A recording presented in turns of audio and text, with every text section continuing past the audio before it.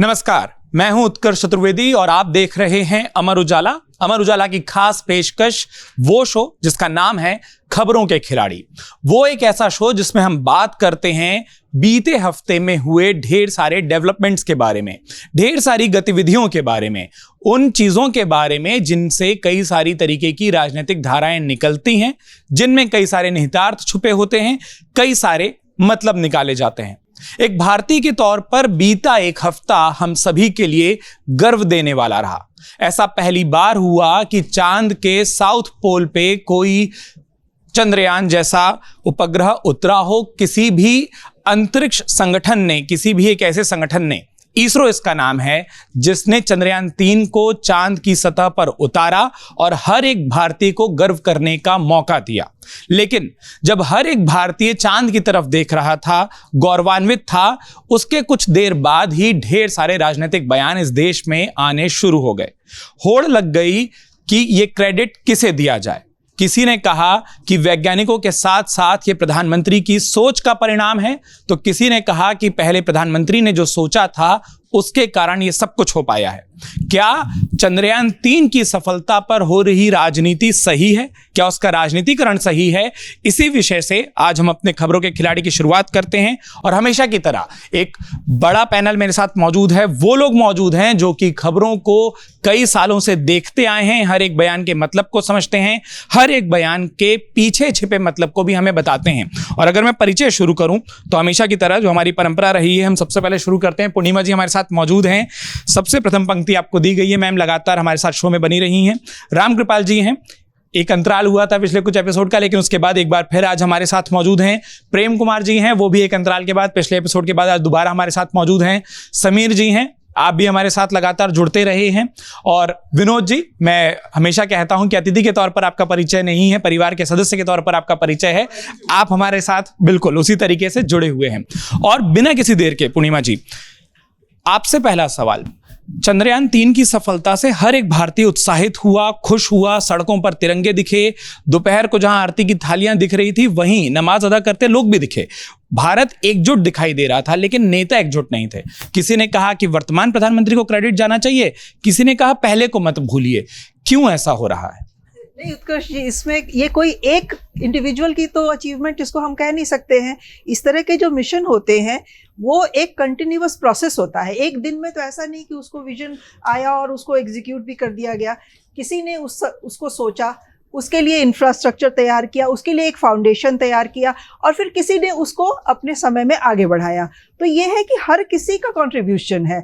अगर ये मोदी जी की सफलता हम उनको क्रेडिट दें, तो हमें ये भी नहीं भूलना चाहिए कि ये स्पेस प्रोग्राम किसकी शुरुआत करी हुई है। उस जमाने में जबकि इंडिया बहुत ही एक नाजुक दौर से गुजर रहा था, 60s में हमने उस समय चाइना से लड़ाई की थी और हमारी सेना की जिस बुरी तरह उस वक्त हार हुई थी, देश किस कंडीशन में था, तब भी नेहरू जी ने उसी समय 62 में स्पेस रिसर्च जो ऑर्गेनाइजेशन है उसकी स्थापना करवाई थी।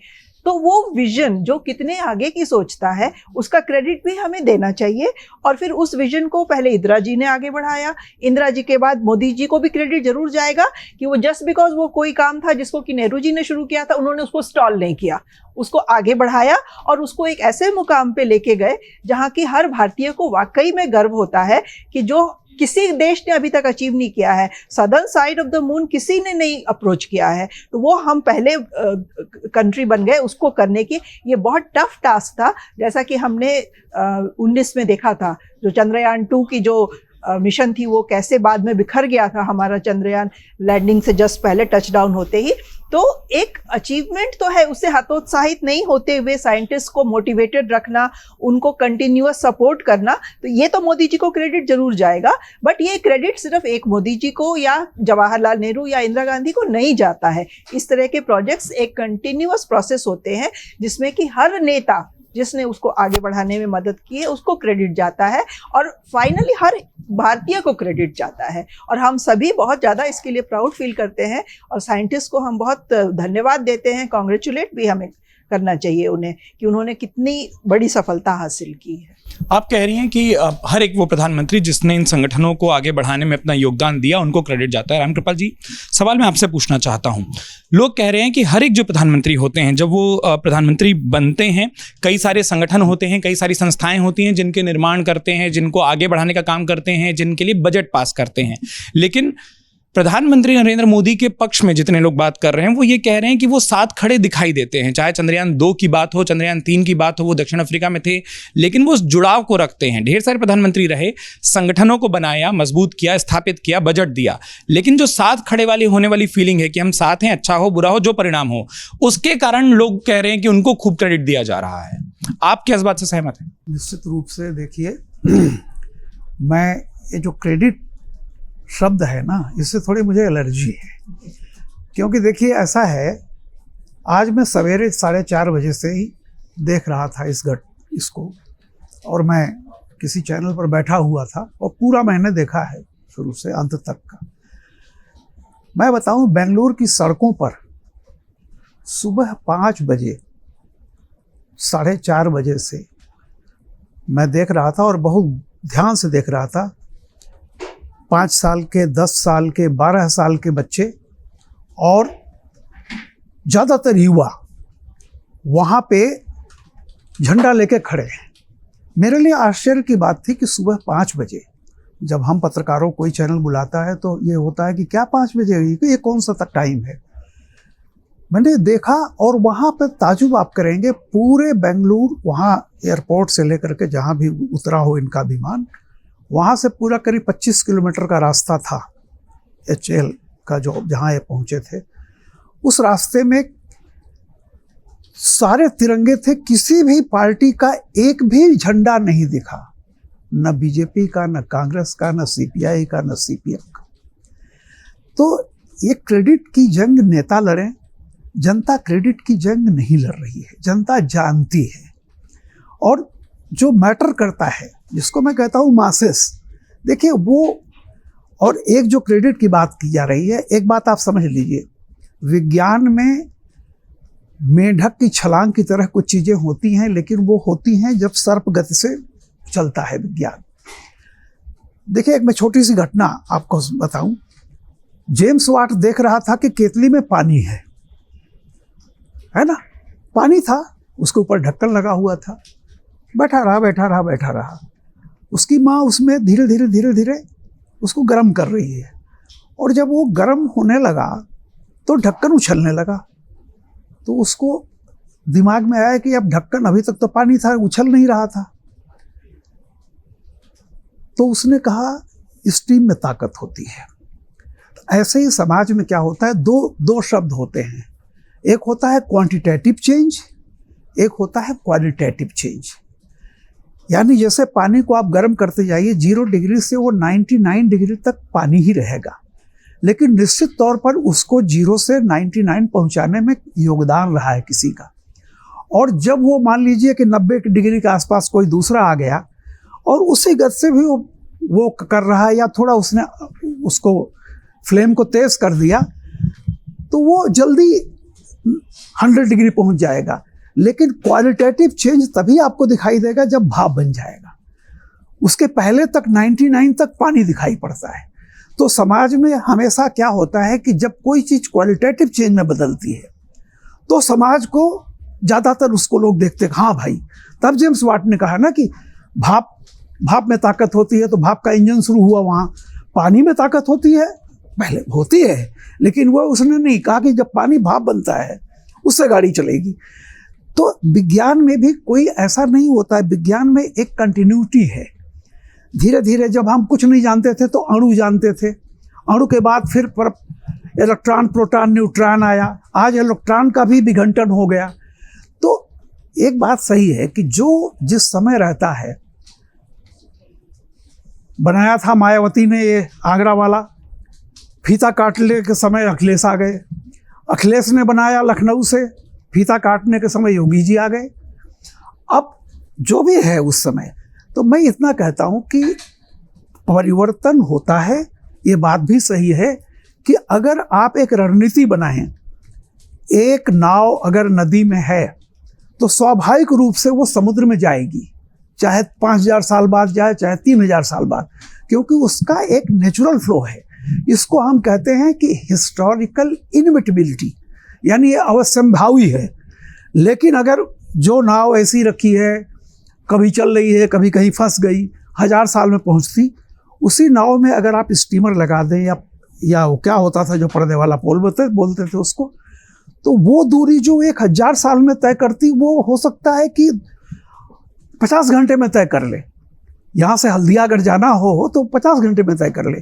तो देखिए, लेनिन ने इसको बहुत कहा था कि हिस्टोरिकल इनविटेबिलिटी तो है कि एक दिन समाज बदलेगा, लेकिन एक हिस्टोरिकल नेसेसिटी है कि उसको जरा तेजी गति से बदलो।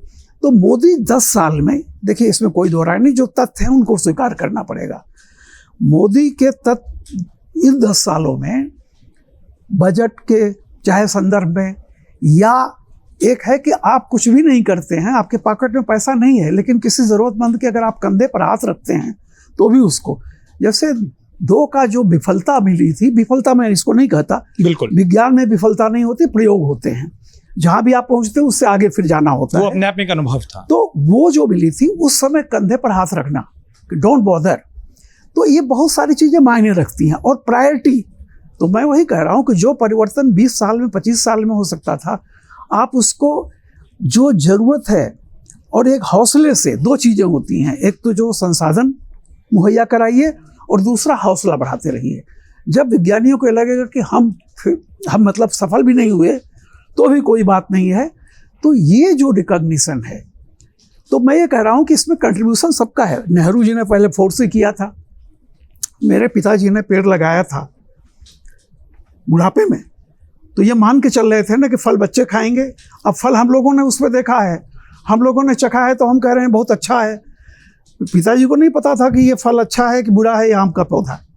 ठीक है समीर जी, इसी सवाल को आगे बढ़ाता हूं, क्योंकि जैसे ही चंद्रयान 3 की सफलता को लेकर ढेर सारे, अगर वो सॉफ्ट लॉन्च होने से पहले खूब रिएक्शन आ रहे थे और होने के ठीक बाद आए, ऐसा लग रहा था जैसे राजनीतिक दल तैयार बैठे हैं। जैसे ही चंद्रयान 3 के बारे में खबर आई कि सॉफ्ट लॉन्च हुआ है चंद्रमा की सतह पर, तुरंत ट्वीट आने लग गए पार्टियों के। कांग्रेस पार्टी के हैंडल पर आप जाते हैं तो ऐसा लगता है कि जो सब कुछ हुआ है वो प्रधानमंत्री नेहरू और प्रधानमंत्री इंदिरा गांधी के कार्यकाल में हुआ, उसके बाद की गाथाओं का जिक्र नहीं मिलता। उस पूरे वीडियो को अगर आप देखते जाएंगे तो उसके बाद कोई राजनीतिक हस्तक्षेप नहीं दिखता है, या किसी राजनीतिक प्रधानमंत्री या किसी प्रधानमंत्री का सहयोग नहीं दिखता। जब भारतीय जनता पार्टी के नेताओं से जुड़े आप ट्वीट देखना शुरू करेंगे तो सब में प्रधानमंत्री नरेंद्र मोदी का नाम है। ऐसा लगता है कि सब कुछ अभी हुआ, उससे पहले नहीं हुआ। तो ये जो आधा अधूरा फैक्ट दिखाना, क्या आप मानते हैं कि इससे एक मैसेज देने की कोशिश होती है? हर कोई दिखाना चाहता है कि ये काम हमने किया। देखिए, मुझे लगता है इस तरह की जो सफलता मिलती है वो टीम वर्क और सामूहिक नेतृत्व की सफलता होती है, और उसमें पूरे देश का योगदान होता है। किसी एक पार्टी या किसी एक सरकार का योगदान नहीं माना जा सकता। आज चंद्रयान 3 की जो सफलता है, निश्चित रूप से उसमें केंद्र सरकार का आज जो है उसका योगदान ज़्यादा माना जा सकता है, क्योंकि प्रधानमंत्री मोदी ने, आप देखिए, जब 2019 में चंद्रयान 2 जब असफल हुआ था या जो प्रयोग सफल नहीं हो पाया था किसी कारणवश, उसके बाद प्रधानमंत्री मोदी ने 3 बार अपने कैबिनेट मिनिस्टर जितेंद्र सिंह को इसरो भेजा था, और वो 3 बार होकर आए। तो लगातार वहाँ के साइंटिस्ट ये कह रहे थे कि सरकार की तरफ से आपको जो भी मदद चाहिए, जो भी सहायता चाहिए, जो भी सहयोग चाहिए, आप बताइए, सरकार आपके साथ है और हर सुविधा और साधन आपको उपलब्ध कराएगी। तो मुझे ऐसा लग रहा है कि उस मिशन के दिक्कत आने के बाद प्रधानमंत्री ने इस बात को महसूस किया कि हमें वैज्ञानिकों के साथ खड़े होना है। अगला जो उनका प्रयोग है वो किसी भी स्थिति में सफल हो, उसके लिए हमें जितनी उनके साथ सहायता हो सकती है, जितना उनके साथ खड़े रह सकते हैं, हमें बताना है। और यही कारण रहा कि जितेंद्र सिंह 3 बार इस दौरान इसरो होके आए और लगातार उनके साथ जुड़े रहे। तो मुझे ऐसा लगता है कि इसमें प्रधानमंत्री मोदी को अगर श्रेय जाता है तो इसमें कुछ गलत नहीं है। ये ठीक है कि ये प्रधानमंत्री मोदी जी का कोई प्रकल्प नहीं था, इसरो साइंटिस्ट का प्रोग्राम, और साइंटिस्ट किसी पार्टी के नहीं होते, साइंटिस्ट तो सब देश के होते हैं, वैज्ञानिक देश के होते हैं, वो देश के लिए करते हैं। मुझे ऐसा लगता है कि कांग्रेस को इस मामले में ये आरोप लगाना कि प्रधानमंत्री मोदी आके क्यों बोले, प्रधानमंत्री ने सकेट लिया, तो नेचुरली अगर देश की कोई उपलब्धि होती है तो प्रधानमंत्री उस बारे में जिक्र करते ही है। ओलंपिक में अगर खिलाड़ी गोल्ड मेडल लेके आते तो प्रधानमंत्री मोदी उनसे बात करेंगे, या कोई भी प्रधानमंत्री होगा तो बात करेंगे। इंदिरा गांधी ने भी राकेश जी से बात की थी उसके में। तो मुझे ये कहना कि प्रधानमंत्री बात नहीं कर सकते संदर्भ में, या नहीं करना चाहिए था, उन्हें इसका राजनीतिक लाभ नहीं लेना चाहिए था, कांग्रेस को, विपक्षी लोगों को ऐसा लगता है कि प्रधानमंत्री मोदी ने इससे राजनीतिक लाभ लेने की कोशिश की। मुझे ऐसा लगता है कि प्रधानमंत्री मोदी 9.5 साल से जिस तरीके से विभिन्न विभागों से लगातार जुड़े हुए रहे और अपना कंट्रीब्यूशन देते रहे और उत्साहवर्धन करते रहे और अपना इन्वॉल्वमेंट और अपनी सरकार का उसके अंदर सहभागिता बढ़ाते रहे, उसी का एक परिणाम था कि प्रधानमंत्री मोदी ने उस मामले में अपने आप को शामिल किया था। उसको इस नज़र से देखना कि प्रधानमंत्री मोदी ने उसको चुनाव को देखते हुए कोई क्रेडिट लेने की कोशिश की थी, मुझे लगता है ये तथ्य गलत है। आपको लगता है तथ्य गलत है? प्रेम कुमार जी, आपके पास आता हूं। कई लोग जिस बात का जिक्र कर रहे हैं कि भाई इसरो की स्थापना जब हुई वहां से देखना शुरू करिए, वो भी तो किसी का कदम था। हमारे पड़ोस में पाकिस्तान है, अगर अंतरिक्ष विज्ञान की संगठन की बात करें तो उनका संगठन तो इसरो से भी पहले स्थापित हुआ था। अगर सिर्फ स्थापना करने से ही कोई आगे बढ़ जाता तो आज पाकिस्तान की उपलब्धि भारत से ज्यादा होती, क्योंकि वो हमसे 8 साल पहले स्थापित हुआ। लेकिन ऐसा नहीं है। जो रामकृपाल जी ने कहा था कि फोर्स एक देनी पड़ती है, एक ताकत देनी पड़ती है, नियत गति से चीजें आगे बढ़ेंगी, लेकिन जब उसमें अतिरिक्त ताकत लगेगी तो वो आपको जल्दी सफलता लेती दिखाई देगी। तो अगर उस तरीके की सफलता, उस तरीके का बजट एलोकेशन पिछले 10 सालों में, 9 सालों में दिखाई देता है तो उसको मानने में क्या दिक्कत है? देखिए उत्कर्ष जी, इस उपलब्धि को हम भारत और भारतीय के रूप में देख रहे हैं, लेकिन थोड़ा सा और बड़ा करना चाहिए अपनी दृष्टि। ये पूरे विज्ञान की उपलब्धि है, धरती की उपलब्धि है।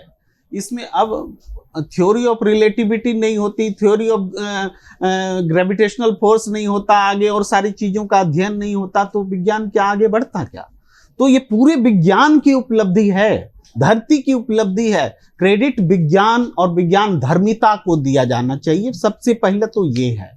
लेकिन उसके बाद फिर भी विज्ञान तो पूरे दुनिया में है, ग्लोबल है, तो हर देश अपने विज्ञान का सामाजिक कल्याण में इस्तेमाल करता है, देश के विकास में विज्ञान का इस्तेमाल करता है, और यहाँ सरकार की भूमिका होती है इस चीज को कि विज्ञान का इस्तेमाल मानव निमित्त किया जा सकता है। इसको पंडित नेहरू जी ने विजुअलाइज किया, उसका विजन रखा उन्होंने, और उसको बाद की सरकारों ने कैरी किया।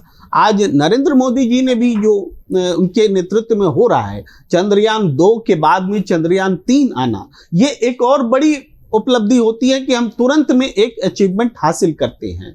तो ये सरकार की तत्परता, डेडिकेशन, बजट एलोकेशन और प्रोत्साहन और विज्ञान के साथ अलाइनमेंट जो है, इसको तो साबित करता है। तो उस रूप में निश्चित रूप से श्रेय जाता है। लेकिन उसके बाद थोड़ी सी संकुचित भावना आती है जब राजनीतिक रूप से कोई इसका इस्तेमाल करने लगता है। तो हम सब टीवी देख रहे थे, हम सबको लग रहा था कि उस समय हमें वो इवेंट देखना जरूरी है जो चंद्रयान पर लैंडिंग हो रही है। तो उस समय अचानक नरेंद्र मोदी जी का आ जाना सब लोगों को अखरा, इसके बावजूद कि वो प्रधानमंत्री हैं, वो बाद में भी आ सकते हैं। आज भी उन्होंने वैज्ञानिकों से मुलाकात की है। तो ये जो हम एक्चुअल इवेंट जो है उससे लोग वहां पर फोकस करना चाह रहे थे, तो वो नरेंद्र मोदी जी आए। तो फिर भी गलत कुछ नहीं कह सकते, हो सकता है उत्साह में उन्होंने ऐसा किया तो हम उसको उसी रूप में लेते हैं। लेकिन राजनीतिक रूप से इसको 2 हिस्सों में जो आप बोल रहे हैं, बहुत महत्वपूर्ण सवाल उठा रहे हैं कि ऐसा क्यों है कि लोग क्रेडिट लेने की श्रेय इसमें लगे, होड़ में, हाँ, होड़ में लगे हुए। दरअसल इसका कारण ना डिस्क्रेडिट करने में जुड़ा हुआ है कि अगर कोई सरकार या कोई पार्टी किसी दूसरे को डिस्क्रेडिट करती है कि सारा माने हमारा ही है और बाकी का नहीं है, तो डिस्क्रेडिट से दूसरे में ये आता है कि नहीं हमारा ये योगदान, हमारा ये योगदान। अब भारतीय जनता पार्टी या सत्ता के लोग जो जुड़े हैं, जिन उनके ट्वीट्स में देखिए, संदेश में देखिए, तो इतिहास में अतीत में जो विज्ञान का जुड़ाव है, जिस वजह से वैज्ञानिक विकास होते हैं, उसका कहीं जिक्र ही नहीं है, सिर्फ मैं। तब इसकी प्रतिक्रिया होती है कि भाई सिर्फ आप ही थोड़े हैं, हमारे पुराने पूर्वज भी तो है, राजनेता में भी पूर्वज हैं, विज्ञान में भी पूर्वज हैं, भाई राजनीति में भी पूर्वज हैं, विज्ञान में भी पूर्वज हैं, तो हम पूर्वजों को कैसे छोड़ सकते हैं। तब उसकी प्रतिक्रिया में जो कांग्रेस या मूल रूप से कांग्रेस की ही जो प्रतिक्रिया सामने है, तो उससे ऐसा लगता है कि ये भी एकांगी हो गया, कि ये भी सिर्फ अपनी ही बात कर रहे हैं। तो ओवरऑल जो उत्कर्ष देख पाते हैं वो यही कि कांग्रेस के ट्विटर हैंडल में जाइए तो केवल अतीत की बातें, और बीजेपी बीजेपी के ट्विटर हैंडल में जाइए तो केवल वर्तमान की बातें। तो दरअसल डिस्क्रेडिट करने की जो कोशिश है ना, उसी में ये क्रेडिट करने की होड़ है। ठीक है, आपकी बात से सहमत होते हुए एक चीज जो मुझे लगता है कि जब हर राजनीतिक दल अपने ट्विटर हैंडल पर वीडियो डालता है तो क्रिया प्रतिक्रिया नहीं होती, वो तैयारी होती है। वो तैयार थे, सॉफ्ट लॉन्च हुआ, 3 मिनट के अंदर आपको वो वीडियो दिख गए, हर कोई तैयार था कि उसको क्या मैसेज देना है। एक पॉइंट जो प्रेम कुमार जी ने उठाया, हर्षवर्धन जी आपसे पूछना चाहूंगा, आप हमारे साथ अभी जुड़े। ये सोशल मीडिया पे भी कई लोगों ने लिखा कि जब लोगों को सॉफ्ट लैंडिंग देखनी थी, हालांकि सॉफ्ट लैंडिंग दिखाई दी है, उसके उस तथ्य को नहीं छेड़ा जा सकता कि सॉफ्ट लैंडिंग नहीं दिखी, लेकिन उसके बाद जब देश शायद वैज्ञानिकों को पहले सुनना चाह रहा था, प्रधानमंत्री नरेंद्र मोदी का संबोधन आया। इस पर कई लोग लिख रहे हैं, इस पर कई नेताओं ने भी कहा कि पहले वैज्ञानिकों का मौका था, वो अवसर था, क्यों प्रधानमंत्री वो क्रेडिट लेने आए। वो आज भी बोले हैं, तो वो लगातार जब इसरो के वैज्ञानिकों को संबोधित कर रहे थे, वो कार्यक्रम जब वो साथ में मिल रहे थे तब हो सकता था। बड़ा दुर्भाग्यपूर्ण है और बहुत छिछली मानसिकता का प्रदर्शन है। यह प्रश्न ही अपने आप में लोगों की संकुचित सोच दिखाता है और कितना नीचे गिर जाना चाहते हैं ये लोग। प्रधानमंत्री की शक्ल आपको नहीं पसंद है, ये तो हर कोई जानता है, ये कोई नई बात तो है नहीं। 2013 में तो जाने कितने लोगों ने कह दिया था, लिख दिया था कि भारत देश ही छोड़ देंगे, लेकिन नहीं गए कहीं। 19 के बाद भी नहीं गए, अभी 24 के बाद भी नहीं जाएंगे। सवाल यहाँ ये है कि क्या जब उतना महत्वपूर्ण अवसर था तो देश के प्रधानमंत्री के लिए वो कैसा अवसर था? उनके लिए वो अपने जीवन का सबसे महत्वपूर्ण अवसर था। वो जोहान्सबर्ग में थे, वहां से वीडियो कॉन्फ्रेंसिंग से वो जुड़े और ऐसा कहीं नहीं हुआ, एक क्षण के लिए नहीं हुआ कि प्रधानमंत्री का चित्र आ रहा हो और वो चित्र ना आ रहा हो। जिन्होंने भी इसरो का लाइव टेलीकास्ट देखा, जब प्रधानमंत्री नहीं भी जुड़े थे तो भी समय समय पर जो वहां डिग्निटरीज थे, साइंटिस्ट थे, सैकड़ों साइंटिस्ट बैठे हुए थे। और बड़ा अच्छा लगा मुझे तो कि मतलब हर अखबार में, हर जगह पर वहां जो लोकल कोई बच्चा पहुंच गया है, कोई बच्ची पहुंच गई है, तो उसको लेकर लोग खुश हैं। हमारे गांव के बगल के लोग ऐसे पहुंच गए, ऐसे कह के लोग खुश हैं। अब वहां पर कोई कहे कि अरे ये देखिए, ये तो किसकी खबर छाप रहे हैं, क्यों इस गांव की खबर छाप रहे हैं। वहां के लोग अपने तरीके से उल्लास में हैं। और प्रधानमंत्री जब आते हैं तो वो उस वक्त अनाउंसमेंट ही जरूर अनाउंसर करता है कि अब हमारे साथ प्रधानमंत्री जी जुड़ गए। जब लैंडिंग होती है, सॉफ्ट लैंडिंग के वक्त प्रधानमंत्री तिरंगा लहरा रहे हैं। अब ये दृश्य अगर किसी को अखर रहा है तो उसकी सोच में समस्या है, इसके बारे में और कुछ कहा नहीं जा सकता। जहां तक रही बात की क्रेडिट और डिस्क्रेडिट करने की, ये सवाल लगातार आ रहा है और मैं इसको बार बार कहता हूं कि देखिए, देश के प्रथम प्रधानमंत्री से लेकर आज तक हर किसी ने अपने तई जितनी जिसकी बुद्धि थी, जितनी जिसकी सामर्थ्य थी, जितना जिसका विवेक था, उसने किया। लेकिन ये जब क्रेडिट लेने की बात होती है तो क्या वंदे भारत ट्रेन का क्रेडिट हम अंग्रेजों को दे दें? मतलब कोई तुक ताल होगा ना, कोई तर्क होगा ना। आप कुतर्क की भी इंतहा करते हैं। पहली ट्रेन भारत में बोरी बंदर से ठाणे अंग्रेजों ने चलाई, 34 किलोमीटर। तो क्या करें, वंदे भारत को मोदी का श्रेय देने की बजाय अंग्रेजों को दे दें? ये ठीक वही बात हुई ना। और बड़ा अच्छा, मैं तो कहूंगा कि बहुत सुंदर सवाल आपने किया। ये सबको सुनाई देना चाहिए कि भैया, पाकिस्तान हमसे पहले स्पेस के लिए कार्यक्रम शुरू कर चुका था, एजेंसी बना दिया था, कहां है वो आज? सवाल यही है कि हम अपनी लीगेसी को कितना बड़ा बनाते हैं, हमारे अंदर कैसी क्षमता है, कैसी राजनीतिक इच्छा शक्ति है। और आज जो प्रधानमंत्री नरेंद्र मोदी का भाषण था, बस मैं एक ही बात कहता हूं, व्यक्ति केंद्रित से देश केंद्रित राजनीति हुई है। जवाहर पॉइंट, तिरंगा पॉइंट और शिव शक्ति पॉइंट। किसी को कुछ बताने की जरूरत नहीं है, ये तीनों बताइए कि कांग्रेस के शासनकाल में जहां चंद्रमा का मिशन उतरा वो जवाहर पॉइंट है, और आज जो फेल हुआ या सफल हुआ तो तिरंगा और शिव शक्ति पॉइंट है। कोई बहस नहीं रह जाएगी, सबको, भारत को बहुत अच्छे से समझ में आ जाएगा। बिल्कुल। विनोद जी, यही सवाल, एक रिएक्शन अगर विनोद जी का ले लो। हाँ विनोद जी, यही सवाल, जिस नाम का जिक्र उन्होंने किया कि ऐसा नहीं उपलब्धियां हर प्रधानमंत्री के कार्यकाल में रही, लेकिन जिस बात को, पॉइंट को उठा रहे हैं लोग, ये भी लिख रहे हैं। आप नामकरण देखिए, आप वहां पर नामकरण किसका करना चाहते हैं? देश के पूर्व प्रधानमंत्री का?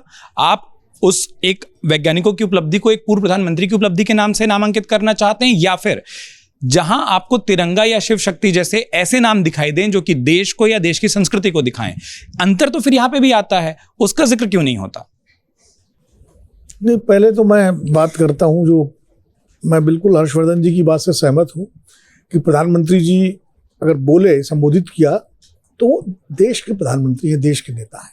वो नरेंद्र मोदी हो या वहाँ मनमोहन सिंह होते या कल को राहुल गांधी होते या खड़गे, कोई भी, इंदिरा जी होती, कोई भी होता। भाई राकेश शर्मा से बात तो इंदिरा जी ने की थी ना। अब कोई पूछ सकता था इंदिरा जी क्यों बात करती, कोई वैज्ञानिक करता बात, ये सवाल भी उठ सकता था, लेकिन इंदिरा जी देश के प्रधानमंत्री, उन्होंने बात की थी। भाई 1983 का विश्व कप कपिल देव की नेतृत्व में जीता गया ना, तो हम नवाब पटौदी को थोड़ी वो करेंगे याद कि अब लाला अमरनाथ को, कपिल देव को ही कहेंगे, कपिल देव की। तो आज अगर नरेंद्र मोदी देश के प्रधानमंत्री है और चंद्रयान सफल हो रहा है तो उसका श्रेय नरेंद्र मोदी को मिल रहा है, तो उसमें गलत क्या है? इसरो का नेहरू जी को मिलता है, पोखरण 1 का इंदिरा जी को, पोखरण 2 का अटल जी को, आर्यभट्ट का इंदिरा जी को, राकेश शर्मा का इंदिरा जी को, कंप्यूटर रिवोल्यूशन का राजीव गांधी को, इसी तरह मनमोहन सिंह को मिलता है न्यूक्लियर डील का या चंद्रयान 1 का।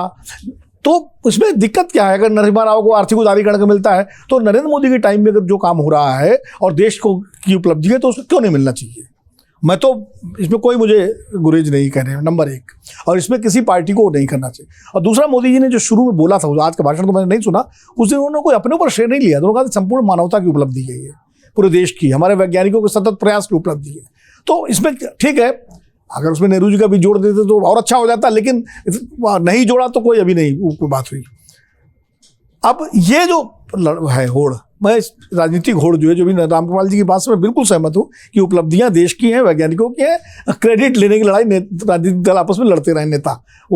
तो मुझे लगता है कि, और आज जो जैसा कि मैंने जो अपने मित्रों से सुना कि जो जवाहर पॉइंट, शिव शक्ति पॉइंट और तिरंगा पॉइंट, तो इससे बेहतर क्या हो सकता है? नेहरू जी भी आ गए उसमें, जवाहर पॉइंट में, शंकर संस्कृति के रूप में मृत्युंजय भगवान भूतनाथ आ गए, और उसके बाद तिरंगा पॉइंट राष्ट्र। तो इसमें क्या समस्या क्या है? मुझे लगता है कि इससे अब ऊपर उठना चाहिए इन सब चीज़ों से कि ये किसके टाइम हुआ, किसके टाइम नहीं हुआ, किसके। बस एक चीज़ मुझे आश्चर्य है, और मैं इस बात को तीसरी जगह कह रहा हूँ, 2 चैनलों पर कह चुका हूँ और लिखूंगा भी इस पर, कि भारतीय जनता पार्टी के सारे ट्वीट में मोदी जी का तो है जिक्र, आज की सरकार का है, लेकिन अपनी अटल बिहारी वाजपेयी सरकार का जिक्र नहीं किया उन्होंने, कहीं भी नहीं किया, जो मुझे आश्चर्य लग रहा है। कांग्रेस ने तो नेहरू से लेकर के और मनमोहन सिंह तक सबके नाम गिरा दिए। ये चंद्रयान का जो मिशन है, 2003 में अटल बिहारी वाजपेयी प्रधानमंत्री थे, तब कंसीव हुआ था।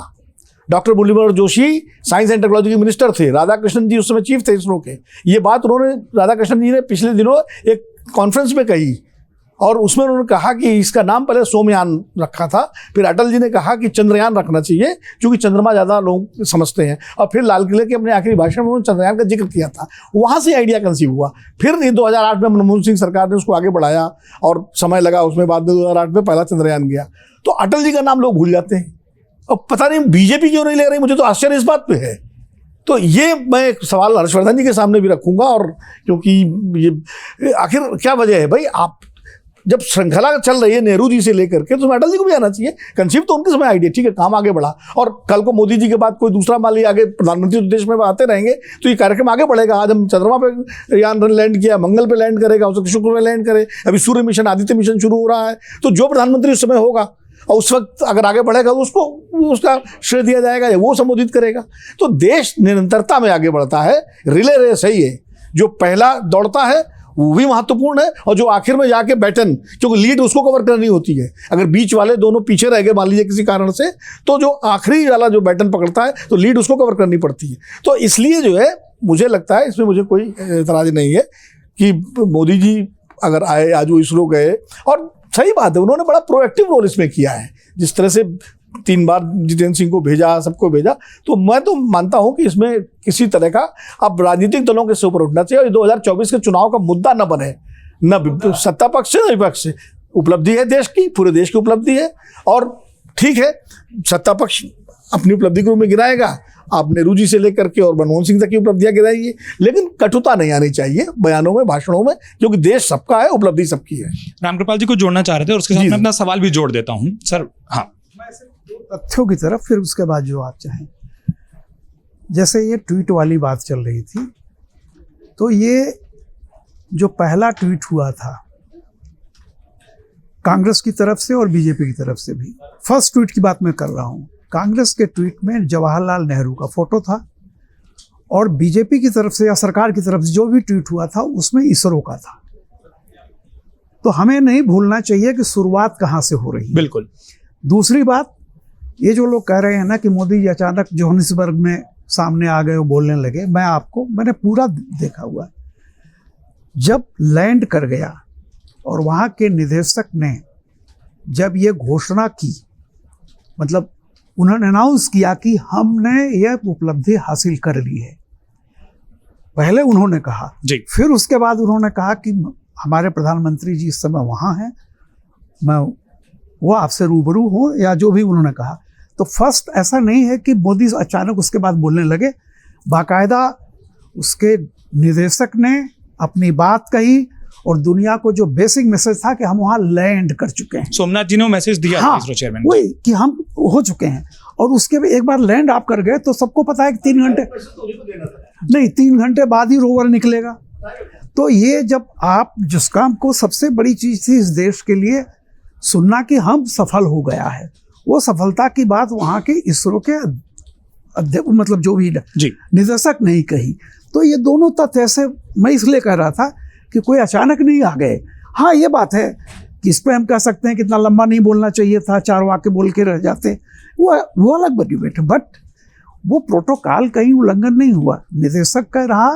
और ऐसा भी नहीं हुआ कि विज्ञानियों ने जो मेहनत की उसका श्रेय कहीं से भी किसी ने कम करने की कोशिश की है, मैं नहीं मानता हूँ। चाहे वो कांग्रेस हो चाहे बीजेपी हो, सबका ड्यू श्रेय मिला है और पूरी तरह मिलता। अब आप कुछ पूछना जी, मैं जिस बात करना चाहता था, विनोद जी ने जिसका जिक्र किया कि अटल जी का जिक्र क्यों नहीं करते हैं, बीजेपी आईटी सेल के चेयरमैन हैं अमित मालवीय, उन्होंने एक लंबा ट्वीट लिखा और उन्होंने कहा कि अटल जी ने जिस चंद्रयान मिशन के बारे में कहा था, जिसका जिक्र विनोद जी भी किए कि लाल किले से वो कह गए थे, कांग्रेस सरकारों ने स्पेस जो हमारा प्रोग्राम है उसको लेकर बहुत उत्साह नहीं दिखाया, इसीलिए जब चंद्रयान 1 की घोषणा हुई और उसका क्रियान्वयन जो है उसमें आपको सालों दिखाई देते हैं, लेकिन चंद्रयान 2 जो कि सफल रहा, उस सफलतापूर्वक टचडाउन बस ना कर पाया, वहां से चंद्रयान 3 के बीच का जो अंतर है वो बहुत कम है। तो क्या आप ये मानते हैं, क्योंकि राजनीति फिर यहां से शुरू होती है, कि आपकी प्राथमिकताओं में वो कार्यक्रम नहीं है, आपने संगठन तो बना दिए, आप वहां पर हर साल जो बजट देते हैं वो तो देते हैं, लेकिन आप वो पूरे हो जाएं इसके लिए बहुत संवेदनशील नहीं होते, और जब इस तरीके के ट्वीट आ जाते हैं पूरे थ्रेड में तो फिर वो बहस शुरू हो जाती है। सर मैं थोड़ा सा कुछ ऐसा बोलता हूं कि जो क्षमा कीजिएगा अगर किसी को बुरा लगे। तो ये बताइए कि आज जो कुछ भी हम बहस कर रहे हैं, क्यों बहस कर रहे हैं, उसके पीछे क्या है? यही ना कि हम उस जगह पर चंद्रमा के हमारा एक विक्रम पहुंच गया है जहां तक आज अतीत से लेकर के आज तक कोई नहीं पहुंचा। और एक अखबार की बहुत अच्छी हेडिंग थी इस पर, भारत ने चांद के अंधेरे पक्ष को उजला किया, रोशनी फैलाई। कितना बढ़िया है था, यानी जो उसका अंधेरा हिस्सा है उसको आज भारत की रोशनी मिली है। तो देखिए, कुल मिला के मूल विषय तो वो है ना। आज हम अटल और नेहरू और सबको इसलिए याद कर रहे हैं ना, वरना ये क्या था कि ये सब इसके पहले भी डिस्कस कर सकते थे। कोई क्यों नहीं इसरो में किसकी क्या भूमिका रही पहले करता। तो मैं इंडिया टुडे में था, अरुण पुरी एक बात कहते थे कि कोई भी चीज़ जो है आज तुम छाप रहे हो, बताओ कि आज क्यों। अगर इस चीज़ का जवाब नहीं दे सकते तो खबर नहीं है। Why today. तो मैं ये कह रहा हूँ कि देखिए, ये बात तो सही है कि आज वो घटना हो गई, अब चल रही बात मैं आपको बता दूँ, मैं तो भगवत शरण उपाध्याय जो कि बहुत वामपंथी विचारधारा के थे, उनकी एक किताब है, उसमें 2 लाइनें हैं, अतीत की विशेषता इसी में है को वर्तमान को जन्म दे और पर्दे के पीछे चला जाए, है ना। और एक लाइन उन्होंने और कहीं लिखी हुई है कि भूखों का कर्मकांड है, संपन्नों का दर्शन, अधीन दोनों है, भ्रामक दोनों, और जब पेट की चिंता नहीं होती तो आकाश का शून्य भरना ही होता है। तो ये जो क्लासेस की बहस है ना, निकालो जी। आम आदमी को इससे फर्क नहीं पड़ रहा है। आम आदमी की एक उपलब्धि है और वो जज कर रहा है कि हाँ, किसको आज याद करने का मौका है। अब मैं इस पे नहीं जा रहा हूँ कि उनका नाम क्यों नहीं लिया गया, उनका नाम क्यों नहीं लिया गया, बहुत सारी चीज़ें हैं। हम कितना अतीत में उलझे रहेंगे। अतीत की विशेषता इसी में को प्रेरणा दे आपको और पर्दे के पीछे चला जाए। लीडरशिप की भी यही क्वालिटी होती है कि अपने जैसा हर व्यक्ति को बना दे, कि हर व्यक्ति में लीडरशिप का गुण हो जाए और वो पर्दे के पीछे चला जाए।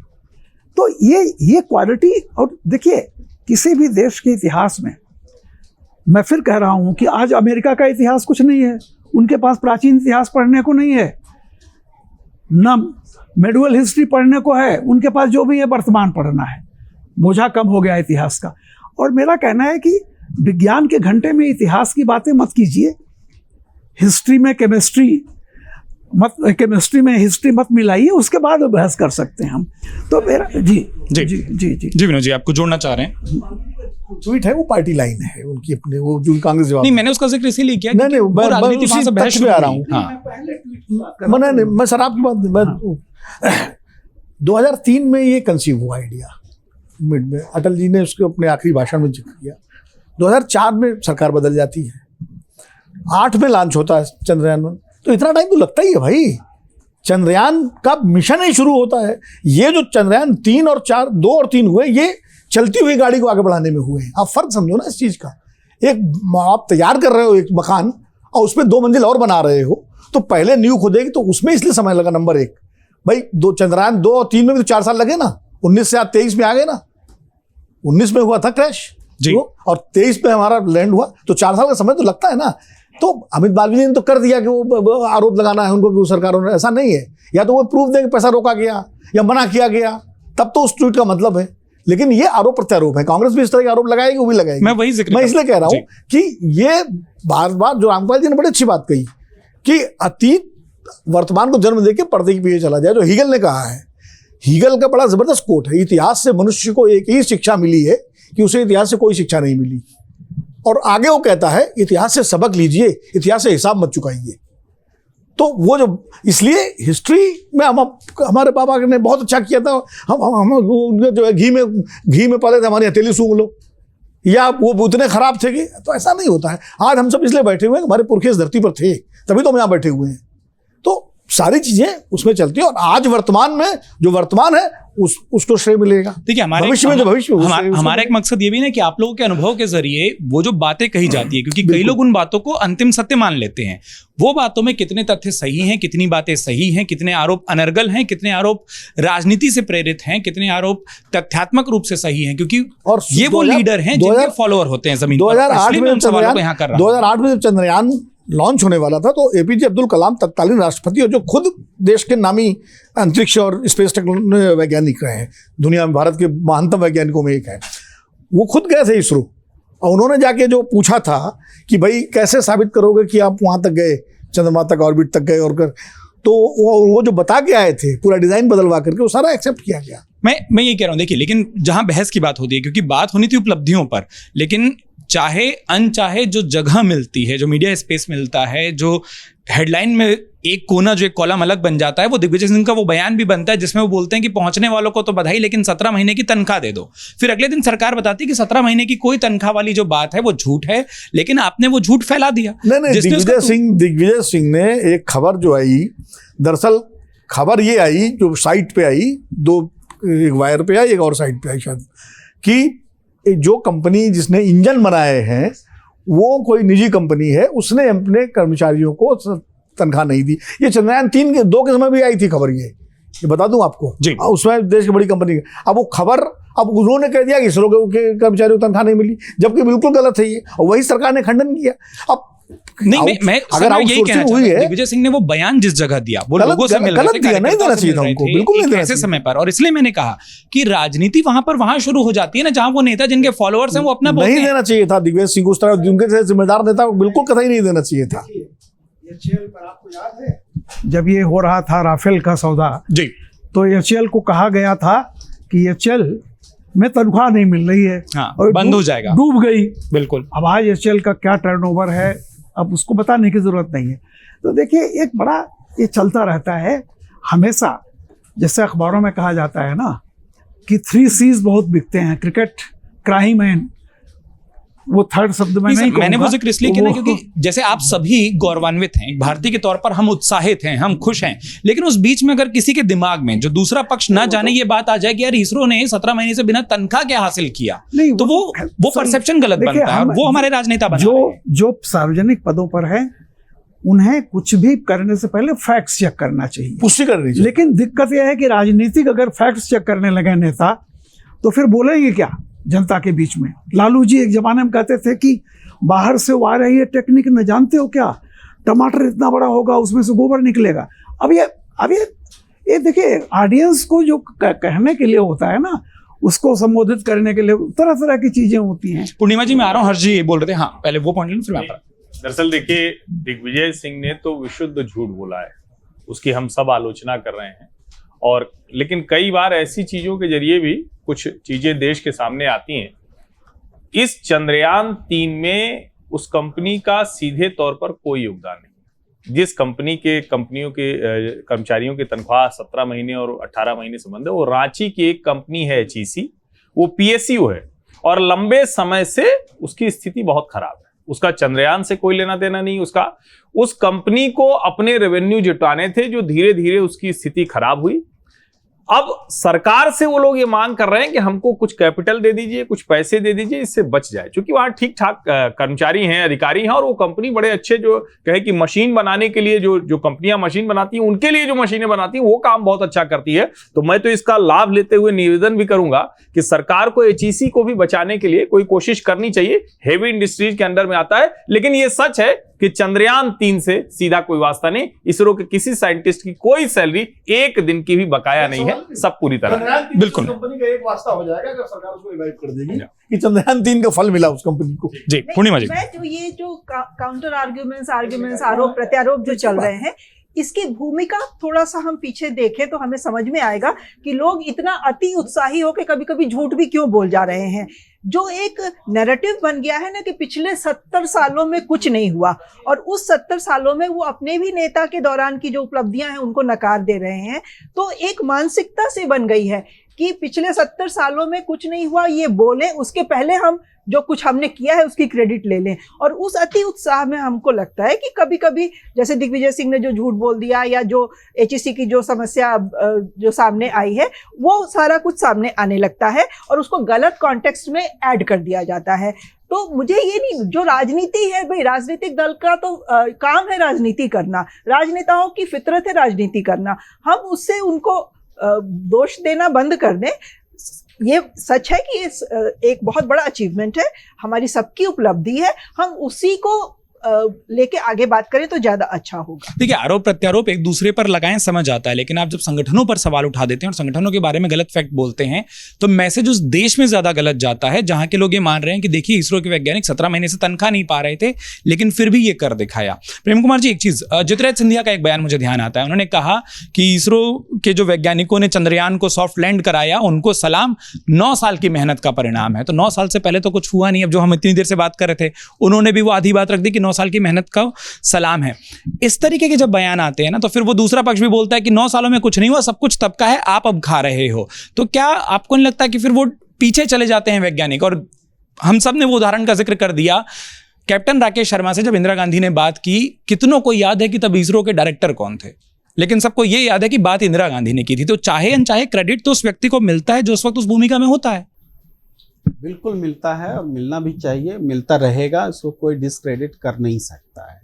और जहाँ तक ज्योतिरादित्य सिंधिया के बयान की बात आपने की, तो देखिए हर व्यक्ति का बयान अपने उसके पारिस्थितिकी के हिसाब से होता है, उसका इंडिविजुअल, पॉलिटिकल, हर तरह का। अब ज्योतिरादित्य सिंधिया के सामने में चुनाव है, उनको रोज साबित करना है कि हम भारतीय जनता पार्टी में हम कितने बड़े एसेट हो सकते हैं, तो वो साबित तभी कर सकते हैं जब वो राहुल गांधी परिवार को, कांग्रेस को रोज कुछ न कुछ उनके अगेंस्ट में बोलेंगे। तो इस तरह की चीज़ों में वो उलझे हुए हैं, तो उनके बयान को बहुत ज़्यादा महत्व देने की ज़रूरत नहीं है। उनकी स्थिति है को बता रहे कि जो हुआ 9 साल में ही हुआ, लेकिन वही पहले कुछ और बताया करते थे। तो इसलिए इतना बोल करके भी हम बोलते हैं कि उस पर बोलने की जरूरत नहीं है। तो अब आइए देखिए, ये बड़ा इवेंट है, पूरी दुनिया की उपलब्धि है, ब्रह्मांडीय नजरिए से देखिए, धरती की उपलब्धि है, विज्ञान की उपलब्धि है, और उसमें भारत की एक बड़ी भूमिका है। और भारत में वर्तमान सरकार का पूर्ववर्ती सरकारों के साथ क्रमशः जो बढ़ती हुई आज आई सरकार है, उसकी बड़ी भूमिका है। तो हम इस भूमिका को मिल बांट करके शेयर करें और एंजॉय करें, आनंद उठाएं। ये वक्त का तकाजा होना चाहिए। फिर भी राजनीति जो होती है उसको भी, वो भी चलेगी, उसको नकार नहीं सकते हैं। जी जी केवल 2 लाइन मैं कहना चाह रहा हूँ। जी देखिए, अब तक हमने करीब करीब जब से आप शुरू हैं अतीत और सिर्फ वर्तमान की बात की है, लेकिन आज मैं पूरा शो जो देख रहा था और इसके पहले भी, उसमें हमेशा एक प्रतिध्वनित था मैसेज कि आज जो उपलब्धियों का उत्सव बनाने में आप भविष्य की चुनौतियों को न भूलें। तो हम भविष्य के बारे में, क्योंकि देखिए विज्ञानी हमेशा ये दार्शनिक होता है, एक तरह से सपने देखता है। और एक इस पर मैं प्रसाद की लाइनें सुनाऊंगा जो मुझे उस समय याद आया था, वो चैनल सुनाने का आपके यहाँ सुना देता हूँ, क्षमा। इस पथ का उद्देश्य नहीं है श्रांत भवन में टिक रहना, किंतु पहुंचना है उस हद तक जिसके आगे राह नहीं। ये उनका था। और फिराक की एक लाइन मैं सुना रहा हूँ, दूसरी इसलिए कि फिराक ने खुद अपने ऊपर लिखी थी कि आने वाली नस्लें तुम पर रस्क करेंगी हम असरो, यानी आने वाली पीढ़ियां तुम पे नाश करेंगी। जब ये ख्याल आएगा उनको, तुमने प्रज्ञान को देखा था। फिराक साहब से माफी मांगते हुए एक शब्द मैंने चेंज किया है। नेहरू जी जो है वो बड़ी विचित्र स्थिति में है। बीजेपी सरकार के लिए, बीजेपी के लिए सारी समस्याओं की जड़ जवाहरलाल नेहरू हैं और कांग्रेस के लिए सारी उपलब्धियां नेहरू जी की हैं। तो ये बेचारे ऊपर जो होंगे ईश्वर के दरबार में, तो बड़ी विचित्र स्थिति में फंसे हुए हैं कि मैं क्या करूं। जी ज्योतिरादित्य सिंधिया तो अभी भारतीय जनता पार्टी से जुड़े हैं। वो तो लंबे समय तक कांग्रेस में रहते हैं और जब मनमोहन सिंह की सरकार थी तब वह कांग्रेस में रहते हुए उन्होंने अटल बिहारी की सरकार की जो कार्यकाल था 98 से 2004 तक का, उसमें कई चीजें ऐसे उन्होंने बोली थी कि जो नहीं हुआ है और जो मनमोहन सिंह सरकार ने किया है। तो और इसके अलावा जब मोदी सरकार का जो पहला कार्यकाल था उस समय भी वो विपक्ष में थे, उस समय भी उन्होंने मनमोहन सरकार की कई उपलब्धियों को बताया था कि मोदी को ये उपलब्धि अचीव करने में लंबा समय लगेगा। तो मुझे लग रहा है कि ये तो रिकॉर्ड में है सारी। नहीं तो बिल्कुल, मतलब वो हम कहते हैं ना कि अगर ज्योतिरादित्य सिंधिया को बोलने के पहले अपना अतीत भी थोड़ा देख लेना चाहिए था। बिल्कुल, देखिए अगर तस्वीरें दिखानी हो तो हम लोग टीवी पे अक्सर एक चीज कहते हैं या डिजिटल मीडियम पर एक चीज कहते हैं वीडियो के माध्यम में कि 2 विंडो बना दीजिए, पहले क्या बोला था और अब क्या बोला है वो दिखाते रहिए। आज खबरों के खिलाड़ी में फिलहाल इतना ही। आप लगातार देखते रहिए हमारा ये शो। अमर उजाला को सब्सक्राइब करना, हमारे इस वीडियो को लाइक और शेयर करना बिल्कुल मत भूलिए। अपना वक्त देने के लिए बहुत बहुत शुक्रिया। अमर उजाला अब आपके टीवी पर भी। अपने स्मार्ट टीवी पर YouTube पर सर्च करें अमर उजाला, चैनल सब्सक्राइब करें और देखें ताजा खबरें, वो भी HD क्वालिटी में। और हाँ, बेल आइकन दबाना ना भूलें ताकि हर खबर हो आपके घर। अमर उजाला, निष्पक्ष, निर्भीक, निरंतर।